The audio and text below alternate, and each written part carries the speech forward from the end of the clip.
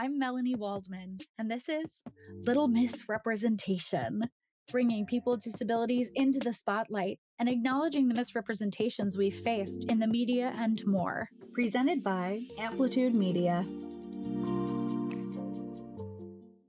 Hello, everyone, and welcome to our show. This is Little Misrepresentation. My name is Melanie Waldman, and I am with Amplitude Magazine here today to interview my friend, Ashley Eakin. Ashley Eakin is a writer/director with a physical disability. She is currently working on films with Netflix and some features in the works as well. Her AFI directing workshop for women, Single, won special jury recognition at South by Southwest. She also directed 2 episodes of Best Foot Forward that just came out on Apple TV, which I'm currently watching. Welcome to the show, Ashley. Hi, nice to be here. Thanks for having me. I'm so happy to have you here. Ashley, to me, you are somebody I've always looked up to, and I'm always so grateful for your advice. We are both in the entertainment industry, and it's always nice to have somebody to reach out to have questions. And I remember back when we both did Easter Seals Disability Film Challenge, we were kind of back and forth asking questions and like, do I do this? Do I do that? So it's always been great to have you kind of on my side. And you've been such a sweetheart and a guardian angel for me. So I really am grateful for you being here today.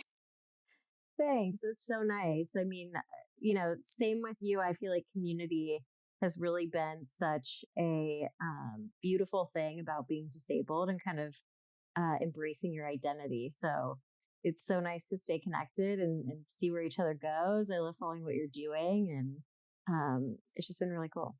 Thank you so much for saying that. You're so sweet. Yeah, I mean, I am personally somebody who acquired my disability. I had my theater degree before I became disabled. I don't know if you knew this, but I think when I was in school, there was just this idea of the entertainment industry being this really dark and scary thing where there were no opportunities and it was just so cutthroat.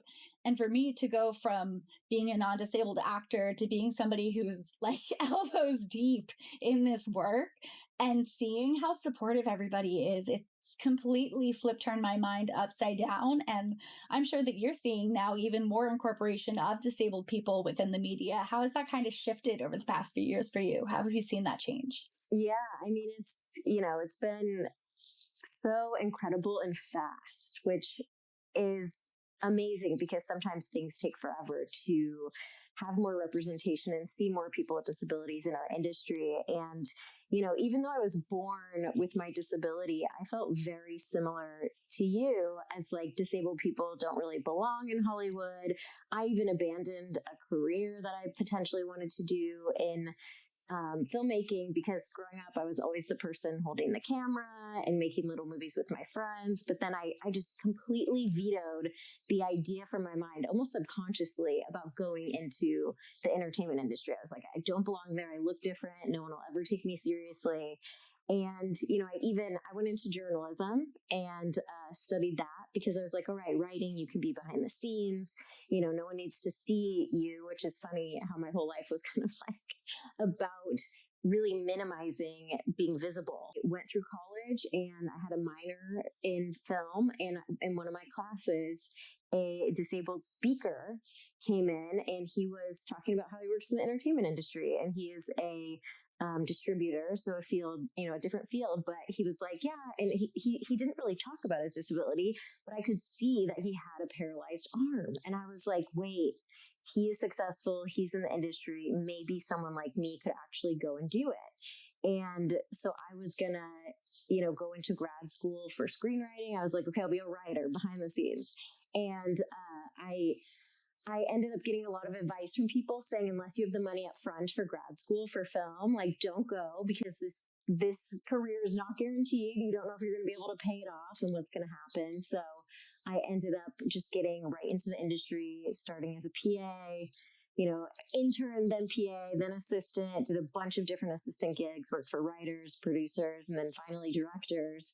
And I realized, oh, wow, I actually really want to direct. And that's kind of how I transitioned my whole career into this field, but still not seeing any other disabled people doing it. So it was very scary. It took me, 5 years actually working in the industry to even admit that I wanted to, be in the space of disability. And what has happened in the last 5 years, like 2018, I did a video for Soul Pancake, which was me being really vulnerable, talking about how on social media I hide my disability. I don't like talking about it. I don't even really identify with the word disability. Like I just was really having so many like angsty feelings about everything. And doing that and kind of exposing myself to the world made me realize that there's so many other people out there who feel similar or feel the same. And, ever since that was like 2017 when that video went live in December.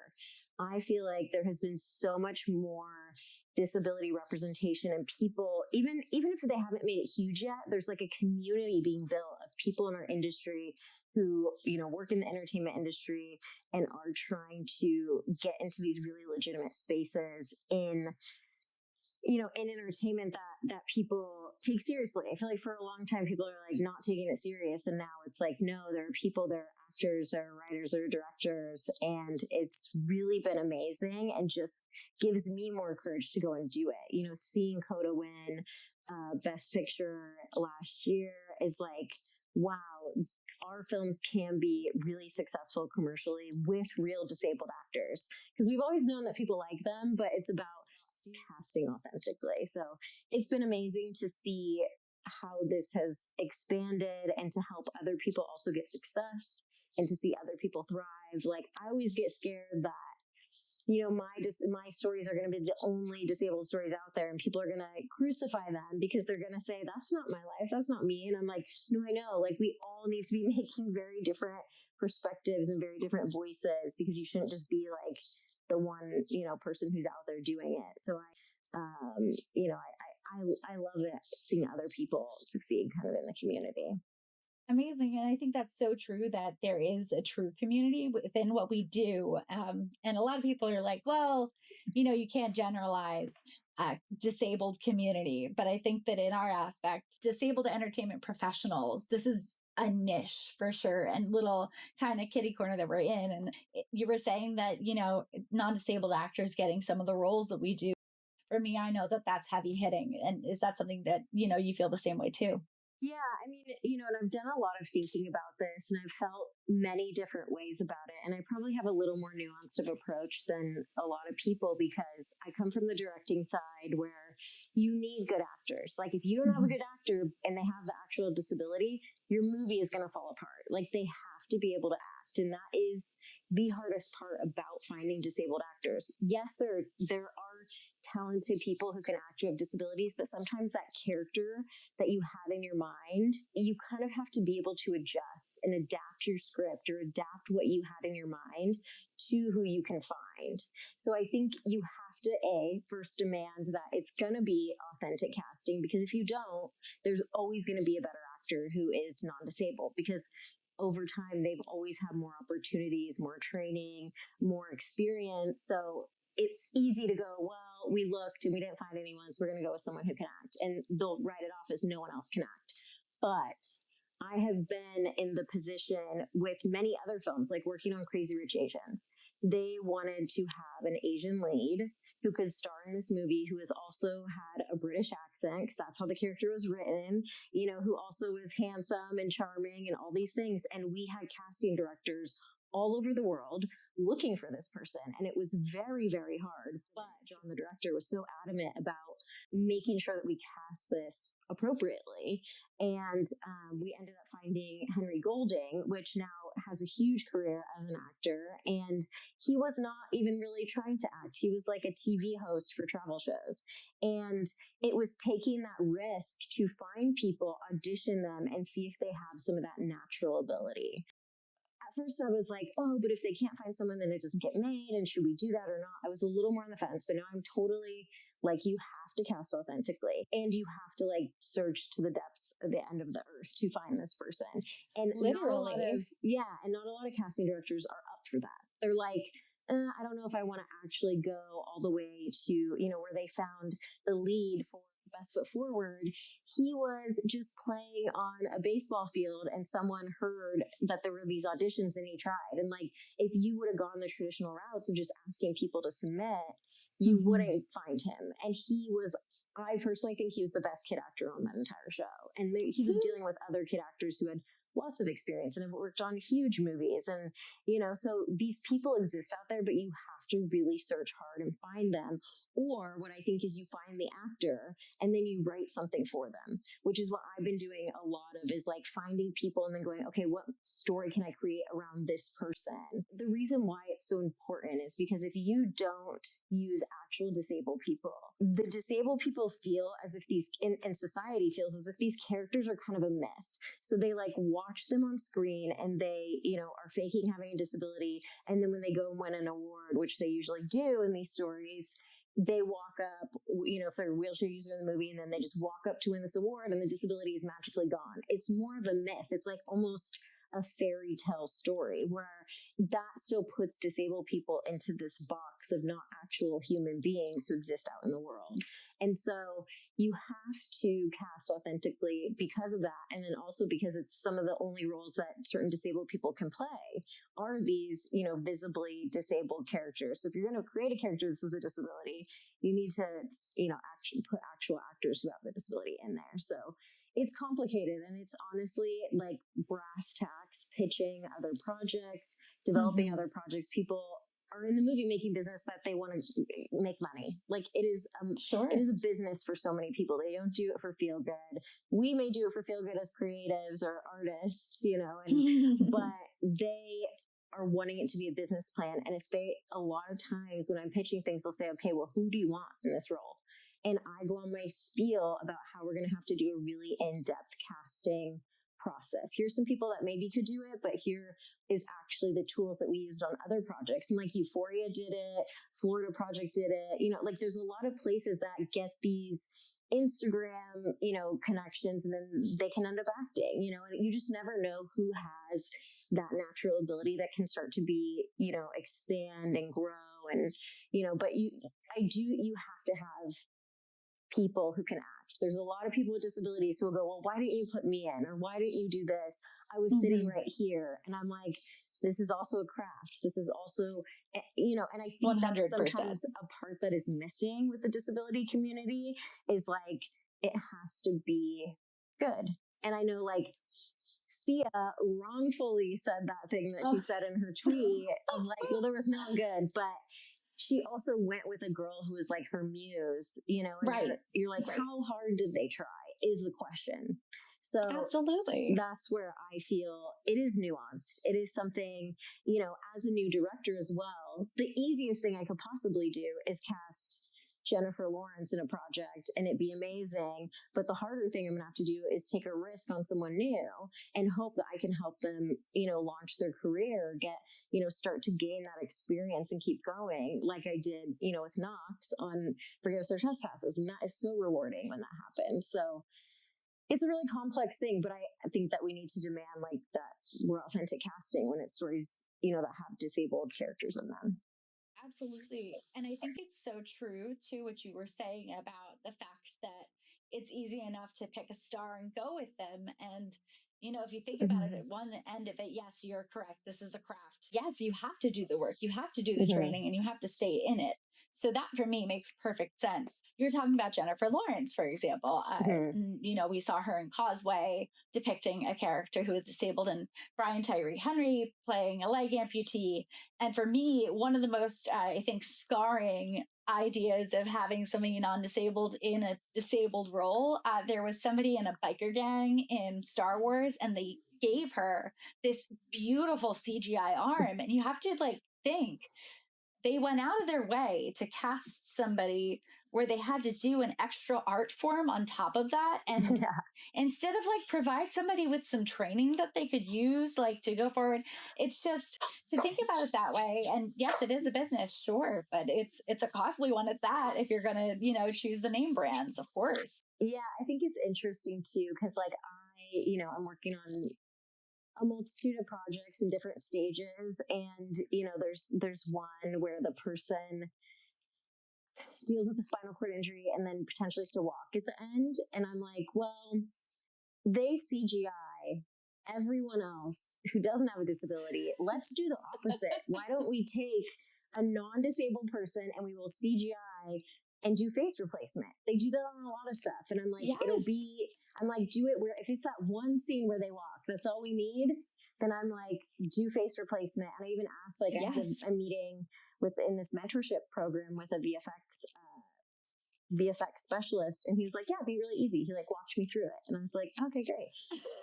It's like just that easy. you can do it the other way around. So people use a lot of excuses of like, well, what about this? What about that? And I'm like, well, what do you do once they are disabled? You're having to use green screen on Causeway, like every single shot that he's in without his pantlet, when they're in that pool. And it's really interesting. And I like to kind of throw back to them like, well, then let's just do that with a disabled person. Yeah, it's easy enough to just cast us aside. But then again, on our end, there's this weight to it of, if I don't call attention to this, it's going to keep happening.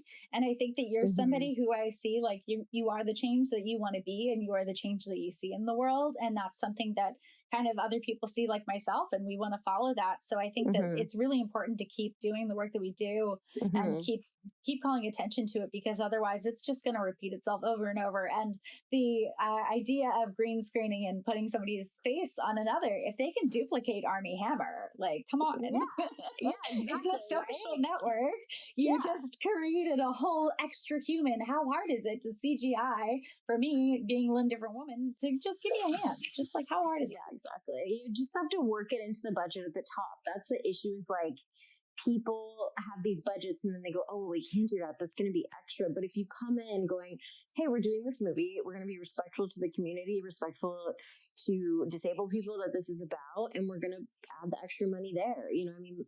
It can happen. It's not impossible. And I think it's just a reframing at the top. Yeah. Yes, absolutely.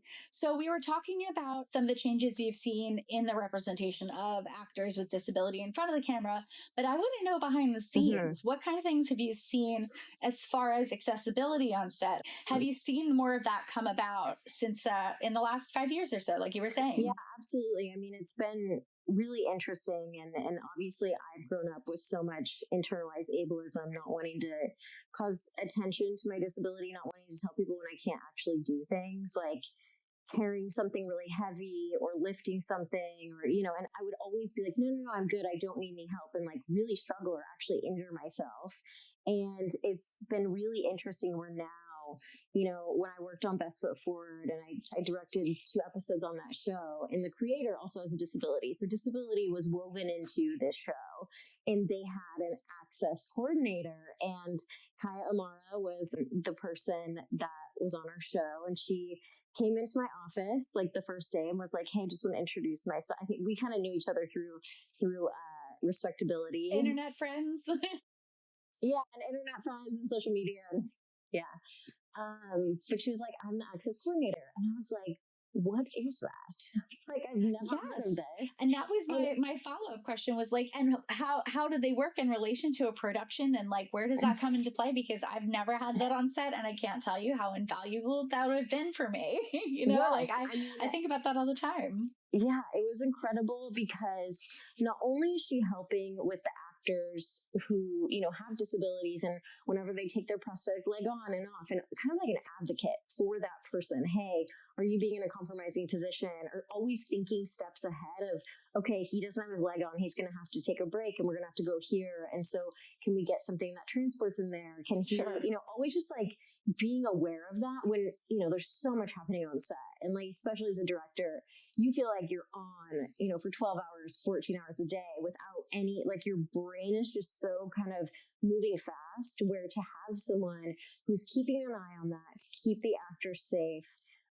is really just like relieves this whole element of making sure, you're doing the right thing with disabled actors, which is great. But it's on my mind because I am disabled, but I can see how another director who doesn't really think about any of that stuff could be like, oh, I'm so glad there's someone there dedicated to keeping an eye on all of this. So that's incredible. But the other thing that I loved when she met me in my office, she was like, I'm also here for people to privately confide in if they have a disability that they don't want other people to know about, and how I can make accommodations for them. And she gets introduced at the top of the show for like any of the crew and anyone who needs, just time to, hey, I have to take a 20-minute break. And that was amazing. We had that on set.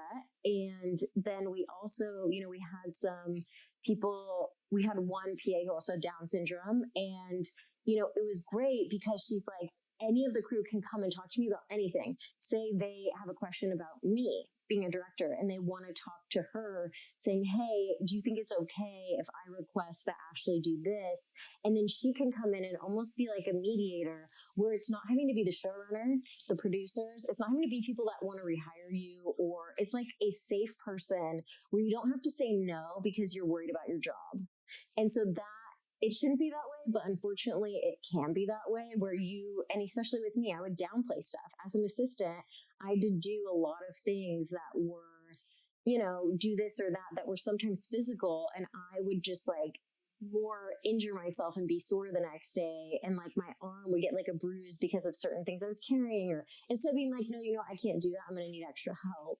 But I was always worried, like, then they're just going to hire someone else, and so you understand why people do it, but having that person is like huge just to have as a resource on your set.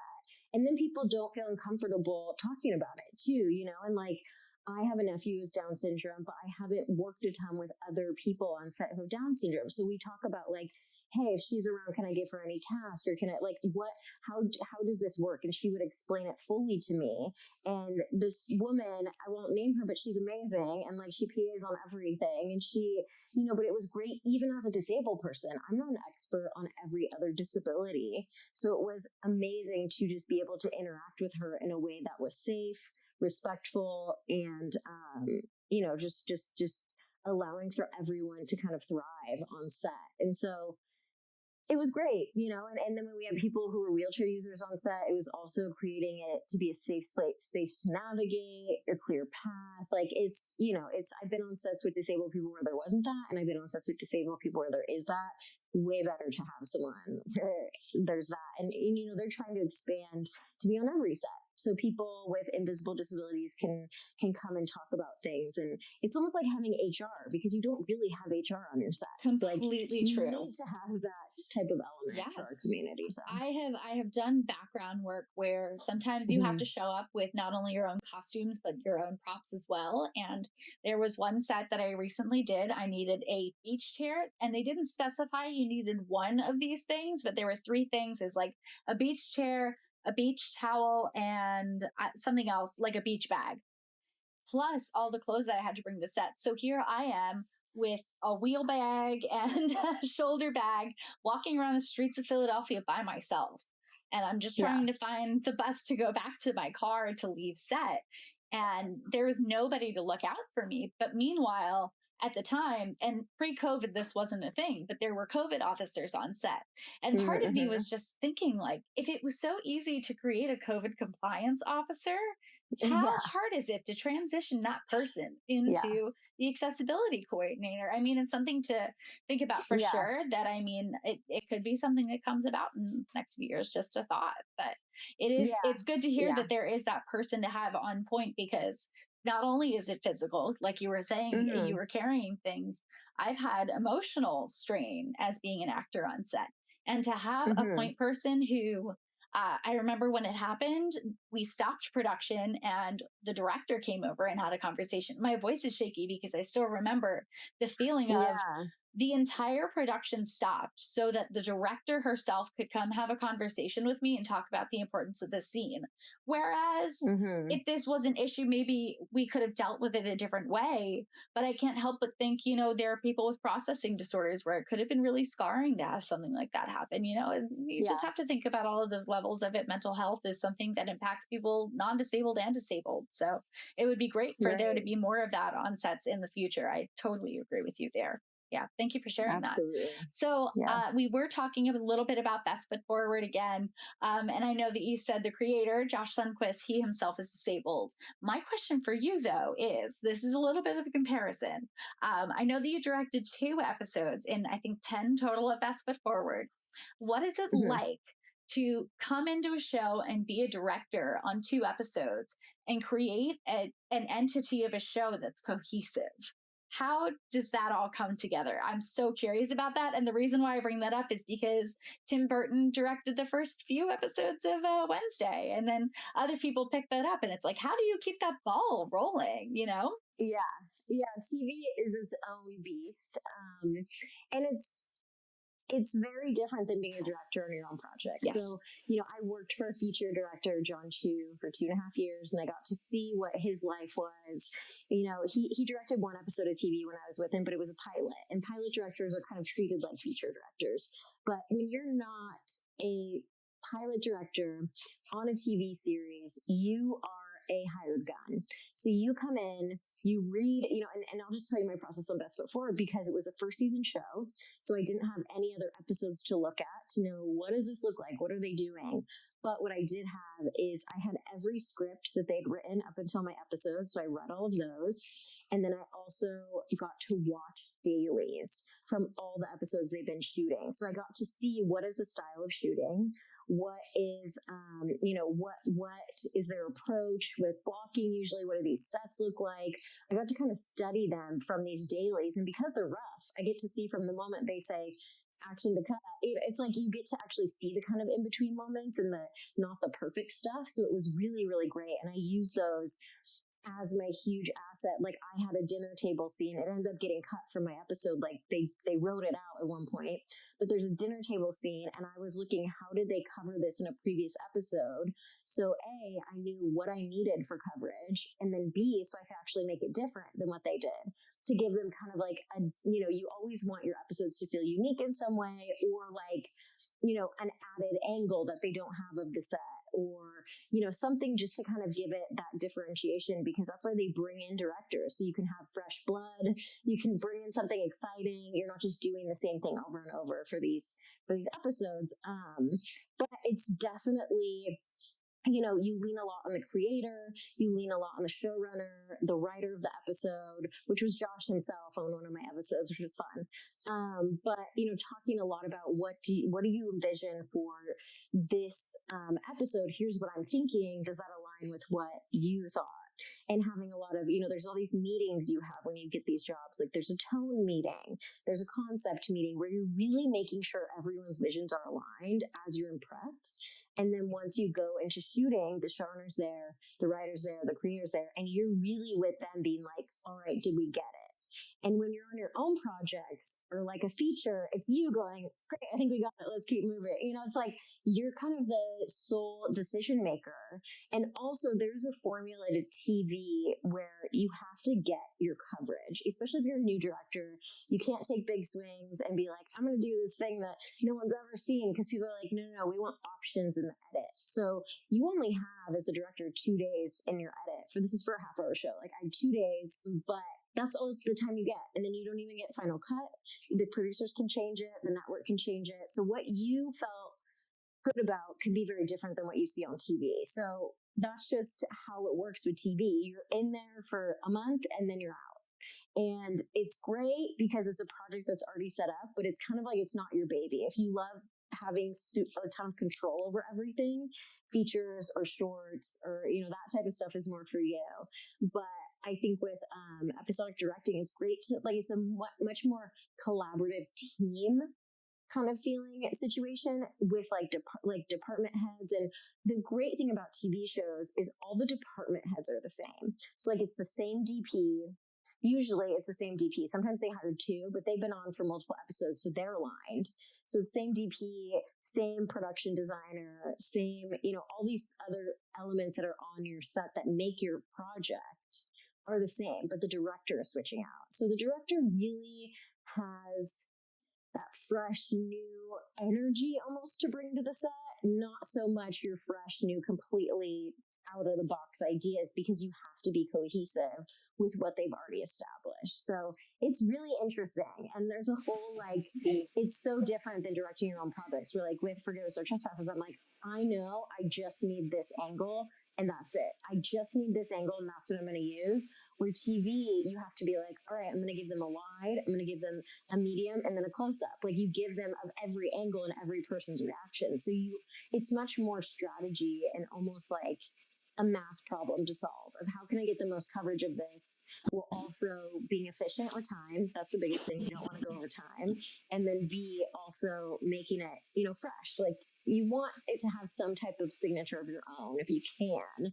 But a lot of that for directors is like in transition. So like from one scene to the next, how do they transition? Is there something interesting they can do there? So That's so interesting. Okay. yeah, it's been fascinating, and I feel like just directing.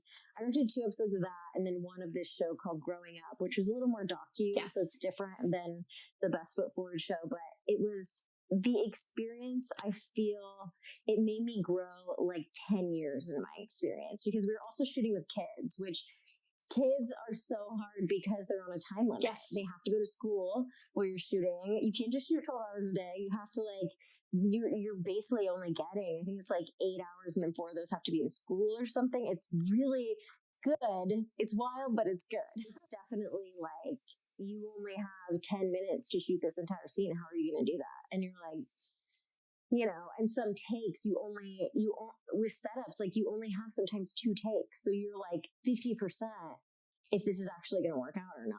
And it's just the stress level of it is very intense, but it's quick moving, which I feel like the rest of this industry is very slow moving. So it's exciting. And it was a cool experience. Oh, that is so awesome to hear. Yeah. Well, congratulations on Growing Up. The Disney feature was amazing. It was so cool to see. Thank and you. A lot of my internet friends as well are in that. Yeah. And it's really cool to get to see people who are, people you follow for years just get to step in that spotlight and get that attention and time. And it's a beautiful thing. It really is. So you're doing some great work out there. Absolutely. And what you were saying about coming in, you have a whole team behind you kind of on a TV show where you step into, whereas I've been that producer and I've been that director where it is all your decision. You're like, oh my gosh, this is such a weight to bear, but it's it sounds almost completely different where you're like, okay, there's a lot of people who are expecting this to match a certain format in a certain way. And you have to kind of get there yourself, which sounds actually very exciting as complicated and heavy as it might sound. It sounds like that there's a lot of homework for you to do, which I love studying and I love reading and learning new things. So, I mean, I can't imagine how much you must have learned over that time and process. And I'm happy to see you get to do things like that. Well, thank you so much for being here with me today. And I wanted to ask you before we leave, do you have anything you want to hint to in the future that you're up to or any projects that you're really excited about that you want to share? And if not, I heard that you might have gotten a little fluffy creature in your house. Congratulations on your new puppy.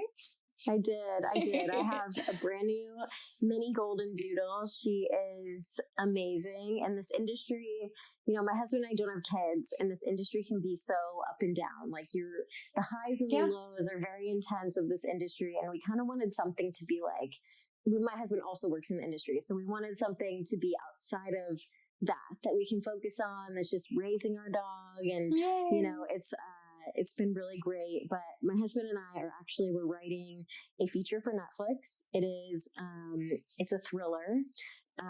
And it's kind of about social media and viral fame and deep fakes. Wow. And it's going to have a disabled lead at the, who is the main character of it all. So we'll see how that works out. Development is, tricky and long, and you never know what's actually going to get made. So we're excited about it. We're pushing forward, and we'll just see what the future holds. Well, I love hearing that, hearing that you've got some disabled main character energy going on, both in your work and for yourself. So I'm happy to have you on the show. And thank you again for joining me today. I'm so excited to see all that you do in the future. Thank you, Ashley. Yeah, thank you so much.